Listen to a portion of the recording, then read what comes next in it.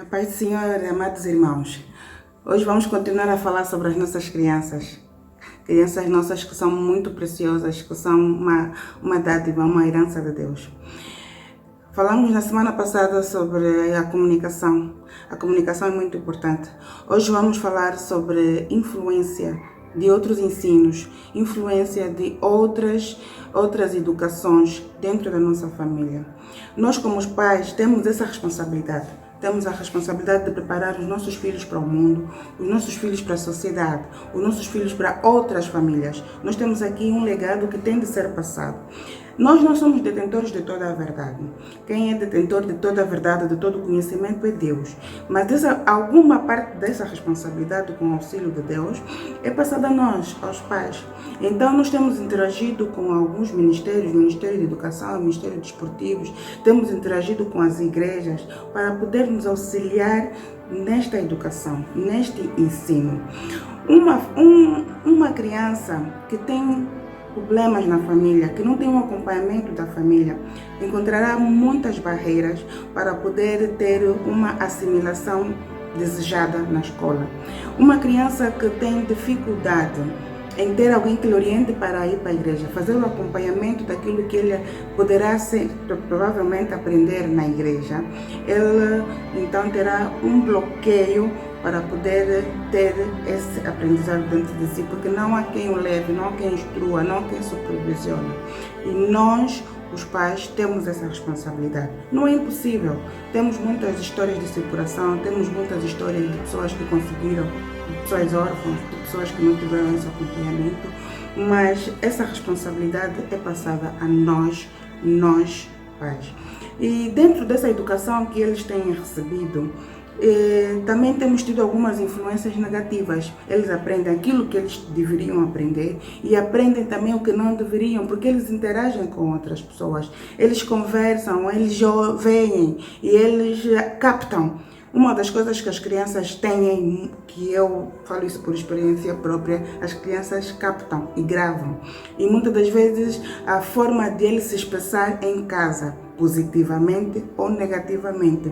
Eu já tive muitas surpresas com os meus filhos positivas, de coisas que eu também não sabia. Os meus filhos é que me disseram, os meus filhos é que me ensinaram, e para mim isso é uma dádiva de Deus.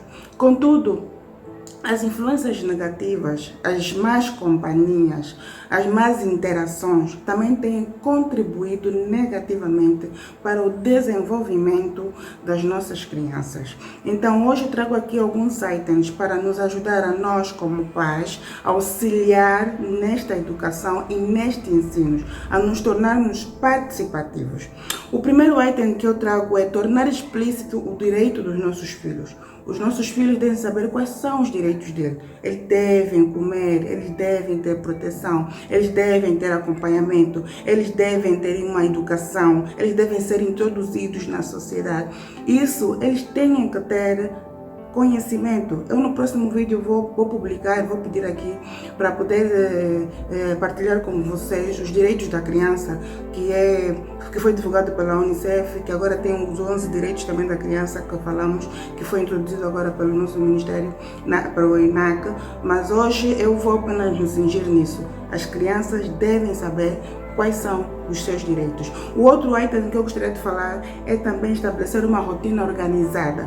Os nossos filhos não podem estar com uma influência dos pais sem organização. Eles devem saber que quando chegam da escola, eles têm que tomar banho, eles têm que pôr o pijaminha, têm que comer, depois têm que fazer os deveres de casa. Eles têm que ter noção daquilo que tem que ser feito. Eles não podem se governar, eles têm que saber quais são as regras de casa, quais são as rotinas que eles têm que fazer. Então, esse é um item muito importante. O outro é supervisionar. Nós, os pais, devemos supervisionar os nossos filhos. Devemos ir sempre atrás para saber aquilo que eles vão fazer, aquilo que eles querem fazer, aquilo que eles deveriam fazer, e daquilo que eles fizeram, ver como eles fizeram. porque os nossos filhos são um bocadinho matreiros. Eu falo isso por experiência própria. Os nossos filhos são matreiros, então nós temos que estar aí em cima deles diariamente. E às vezes no dia temos que estar ali várias vezes a falar sobre o mesmo assunto para evitar que alguma coisa de errado saia no fim do dia, saia no fim do mês, saia no fim do ano, enfim, porque temos mesmo que supervisionar. É uma responsabilidade que foi nos dada a nós como pais. A outra questão é estabelecer limites. Uma criança sem limites é muito constrangedor. Uma criança que se põe no meio dos adultos e fala aquilo que quer, responde, se mete na conversa dos adultos, é extremamente constrangedor. Uma criança que não sabe saudar os adultos, uma criança que não sabe estar, né? Uma criança que grita, que faz birra, esta criança deve ter limite. E quem põe o limite nas nossas crianças somos nós, os pais. O outro item que eu gostaria de falar também é dosear o enquadramento da proteção e incentivo à independência. É bom que eles se desapeguem um bocadinho de nós, os pais, mas esse desapego deve ser feito paulatinamente. Deve ser feito paulatinamente. Eu há tempos entreguei o telefone à minha filha e vi que ela não estava preparada para ter telefone. Então eu recebi, único e simplesmente. Por quê? Porque não estava preparada. Às vezes nós temos que ir fazendo alguns pequenos testes. Há tempos pedi a ela para ir fazer alguma coisa na rua, vi que não estava preparada para ir fazer sozinha, demorou muito, distraiu-se com outras coisas. Então decidi que quando ela for, vai comigo, ou então não vai. Porque nós temos que acompanhar, porque nós não devemos único simplesmente abandonar os nossos filhos na independência deles. Nós sabemos que quando nós vamos dar o telefone, nós sabemos que quando nós vamos dar o comando da televisão, eles vão ter acesso a muitas coisas. E se nós tivermos consciência que não vamos estar preparados para poder fazer a supervisão, então nós estamos a colocar um problema dentro da nossa casa. Então nós pais temos essa responsabilidade. A outra questão é preparar um ambiente adequado para que eles estudem. Nós exigimos muito dos nossos filhos, mas nós não preparamos um ambiente para eles.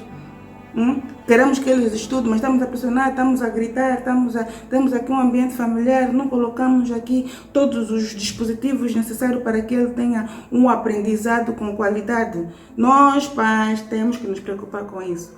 Eu já vi crianças que não vão à escola ou que não fizeram a tarefa porque não têm lápis. E nós temos dinheiro para comprar o lápis, então isso é o quê? É falta de preparação. O outro item é estabelecer interações positivas. Os nossos filhos algumas vezes têm algumas dificuldades, têm alguns desafios, mas nós os pais não podemos chamar nomes aos nossos filhos. Dizer você é burro, você é desatento, você é distraído, você mesmo saiu do teu pai, você mesmo saiu da tua mãe, saiu da tua avó. Não. Nós temos que dizer, filho, hoje você não conseguiu, amanhã você vai conseguir. Hoje você não saiu no quadro de honra, amanhã você se esforçar mais, você vai conseguir. Nem sempre todos saem no quadro de honra, nem sempre todos ganham, mas o facto de você participar, isso é uma boa experiência para ti. Nós temos que incentivar os nossos filhos para a vida, porque se você não começa a ter esse tipo de linguagem com teu filho em casa, ele amanhã vai ser rebelde, ele amanhã vai lutar na escola porque não saiu no quadro de honra, ele amanhã vai lutar na escola porque não lhe deram um sambapito. Então nós temos efetivamente que começar aqui a passar algum senso de comunidade, interações positivas, de integridade, integração aos nossos filhos. A outra questão é demonstrar afeto. Há filho que só recebe um elogio do pai no Natal. Há filhos que nunca ouviram o pai dizer, filho, eu te amo. Há filhos que nunca ouviram dizer, mamãe, tu és, papá, filho, tu és muito importante para mim, tu és uma herança para mim, tu és uma bênção para mim. Há pais que não conseguem demonstrar, não conseguem dar abraço, não conseguem conversar. Eles pensam que os filhos é só para mandar, é só para exibir, mas os filhos precisam de afeto. Precisam de afeto. Precisam de afeto. A outra questão que eu gostaria de falar é prover o diálogo. Vamos conversar com os nossos filhos. Quando chegaste na escola, o que é que fizeste? Com quem falaste? Quem são os teus colegas? Qual é a nota que tiraste? O que é que vais fazer amanhã? O que é que queres vestir amanhã? O que é que queres comer amanhã? O que é que achas da mamãe? O que é que queres ser quando fores grande? O que é que tu gostas de fazer? O que é que te sentes mais confortável para estudar? Qual é a disciplina que você gosta? Prover o diálogo. falar, deixar os filhos falarem, deixar os filhos partilharem. É muito, muito, muito importante. A outra questão é nós fazermos aqui um match, né, daquilo que é o que nós ensinamos e aquilo que é a prática. Nós às vezes só despejamos a informação, olha, você não deve fazer isso, olha, você não deve fazer aquilo. Mas na prática, nós os pais não damos o exemplo, nós não somos verdadeiros. Nós temos que dar o exemplo como pais, nós temos que dar o exemplo. Se estamos a dizer ao nosso filho para não mentir, nós não devemos mentir. Não devemos fazer promessas aos nossos filhos que sabemos que não vamos cumprir. E quando nós cumprimos, nós devemos dizer, filho, me perdoa. Hoje não consegui, mas eu vou me esforçar para fazer. Me perdoa. Eu pensei bem, fiz contas e não vou conseguir comprar aquilo, aquela blusa, aquele chapéu. Nós temos que ser verdadeiros, porque eles sabem que quando a mamãe vai falar alguma coisa, a mamãe vai falar com verdade. Então nós temos que promover o diálogo aos nossos filhos. E também temos que nos interessar pela vida dos nossos filhos. Nós às vezes pensamos que o nosso filho quer fazer karatê, mas ele quer fazer basquete. Nós às vezes pensamos que o nosso filho quer fazer culinária, mas ele quer fazer outra coisa, quer costurar, quer fazer outra coisa. Nós às vezes pensamos que o nosso filho quer ficar em casa, mas ele às vezes quer passear, quer correr conosco. Nós às vezes pensamos que ele quer sair, mas ele quer ficar em casa. Então nós temos que ir nos interessando, ser participativos nas atividades da escola. Os nossos pais, às vezes deixamos essa tarefa para os nossos primos, para os nossos tios. Olha, tio, vai acompanhar o filho. Mas o filho não quer ver o tio, quer ver você como mãe, quer ver você como pai. Então, nossos pais, esse é um alerta muito importante. E às vezes me pergunto, será que eu estou aí estou a ser muito teórica? Não, não estou a ser teórica. É necessário que eu diga isso, porque foi assim que eu fui violada. Houve uma falta de supervisão no período que eu ia para a escola, no cursinho de inglês. Eu, como criança, comecei a criar uma relação de afeto por uma pessoa, por um jovem, que na altura tinha 18 anos. E foi assim que eu fui violada. Fui conduzida a um prédio e fui violada. Por quê? Porque isso era uma relação que demorou por aí alguns meses, uns 6, 7 meses. Não estou dizendo relação de namoro, mas estou a dizer uma relação de uma admiração que eu, como criança de 13 anos, tinha pelo meu colega de turma. Até que o colega me levou num prédio e fui violada. Foi assim que eu fui violada dentro de casa. Não houve uma supervisão dentro de casa. Até que um dia eu fui violada por um tio meu. Não é importante essas informações que eu estou a passar aqui? É importante. Nós temos que saber o que é que se passa dentro da nossa casa. Nós temos que começar a analisar o comportamento que nossos filhos têm dentro e fora de casa. Uma criança que me diz, não quero ir na casa do tio fulano. Por quê? Se você antes gostava de ir. Não quero fazer isso. Por quê? Eu, quando fui violada, eu só passava o dia todo no quarto. Eu saía para fazer as minhas atividades normais, limpava o chão, lavava a louça, ia para a escola, voltava e ficava no quarto. Por quê?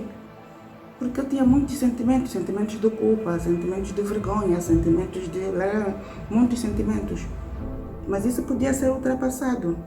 Temos que controlar nossos filhos. Nossos filhos ficam muito quietos. Por que estás quieto? O que é que se passa? Tenta pela esquerda, tenta pela direita. Vai ter um dia que você vai saber o que é que se passou. Então, pai, fica atento. Fica atento àquilo que o teu filho faz na escola. Fica atento àquilo que o teu filho faz na igreja.